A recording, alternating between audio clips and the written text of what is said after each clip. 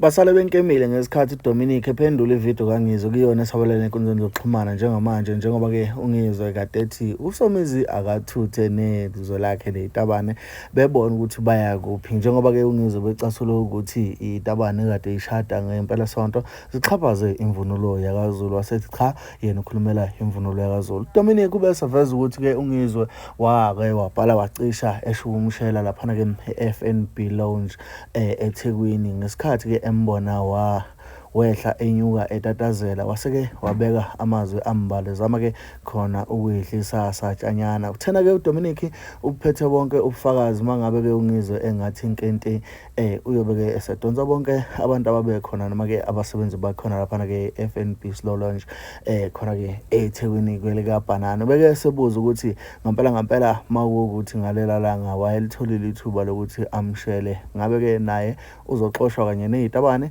kwase-ke kwasala abantu benkemela ngaphandle komosha isikhathi kamntana sekhaya azizwele-ke ividiyo yakhe uDominic ephendula yena-ke uNgizwe laphana-ke ngevidiyo kaNgizwe. Imani-ke okay but Ngizwe siyavuma sizohamba kodwa nginombuzo ophuthumayo. Uyakhumbula ngenkathi uhlangana nami eSlow Lounge eThekwini at the FNB Slow Lounge eThekwini earlier on this year? Do you remember what you did? Uthi ngikhumbuze but mhlawumbe usukhohliwe.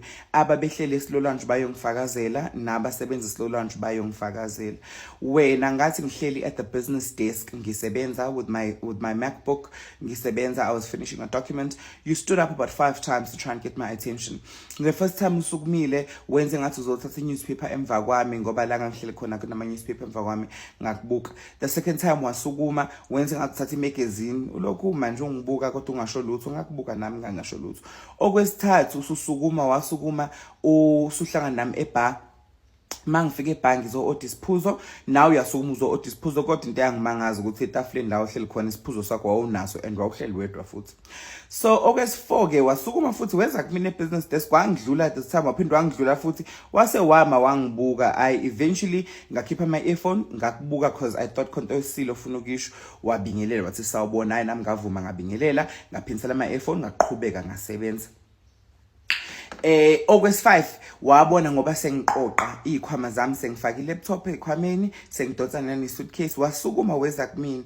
Your exact words were how ngiyafisa kube ngilitholile ithuba lokukhuluma nawe. Hayi nami ngihleke ngithi hayi mhlawumbe nangelinye ilanga uthi hayi nangelinye ilanga impela nje uyokhuluma nami. Hayi nami ngihlekele ngisuke ngihambele.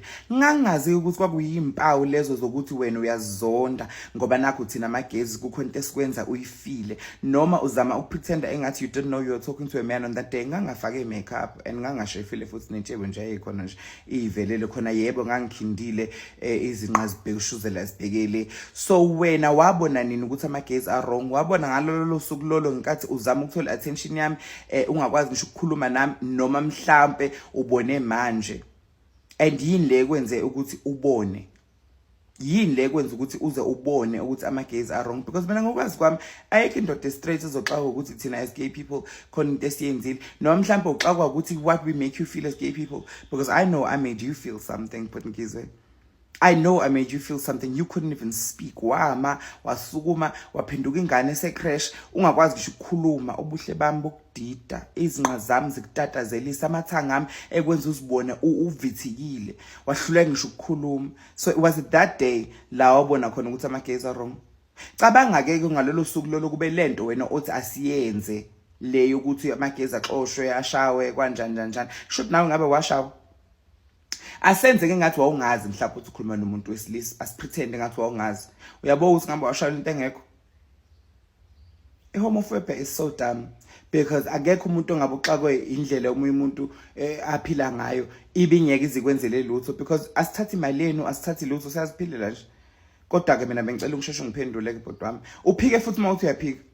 Usheshe uphike bhodwa wami uthi uyaphika khona nababe khona eFNB Slow Lounge nabasebenzi base FNB Slow Lounge bezofika bavume bathi hayi siyakhumbula impela ekwenza lokho Ngizwe etatazele ngathi tissue elenge bathroom yase rank. Yeah.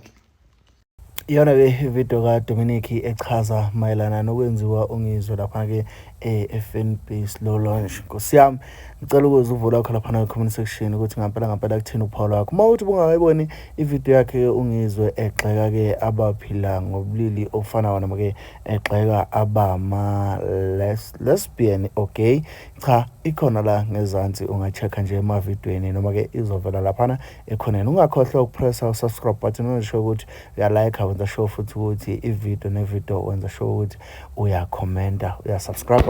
Mina nawe hlangane ku video landela mntana sekhaya.